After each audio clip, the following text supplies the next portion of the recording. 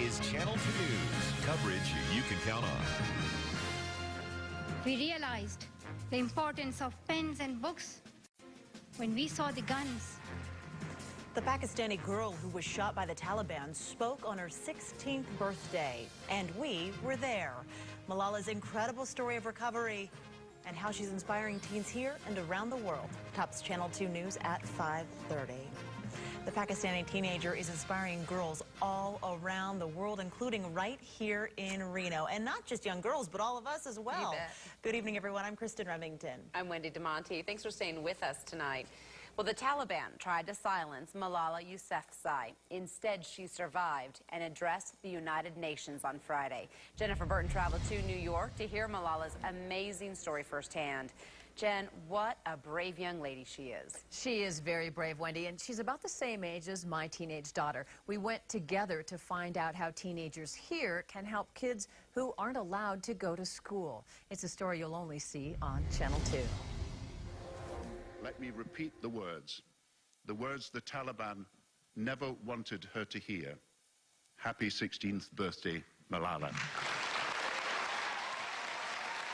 Malala Yousafzai received a standing ovation at the United Nations for her courage and determination following an assassination attempt by the Taliban in Pakistan. On the 9th of October 2012, the Taliban shot me on the left side of my forehead.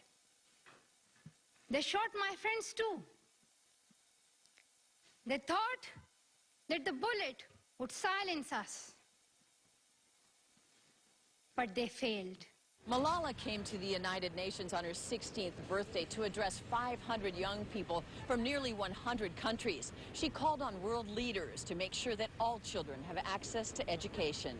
It was so great because about 2 months ago I did a research project on Malala, and it was just so great to see her in person and hear about her struggles and everything that she's been through. Malala's birthday marked the first ever youth assembly at the United Nations. She told the teens her ordeal has made her stronger. Strength, power, and courage was born.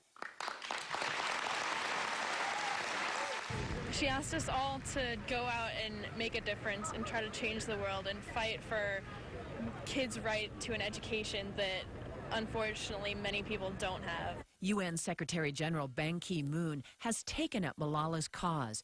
She is calling on us to keep our promises, invest in young people, and put education first. One child, one teacher, one book, and one pen can change the world. Malala is very inspiring, but one of the most surprising things I learned during that event is that the Secretary General of the UN grew up poor in Korea reading books provided by UNICEF and the United Nations. In the back of the books, it said, "Study hard and you can repay the United Nations for this book."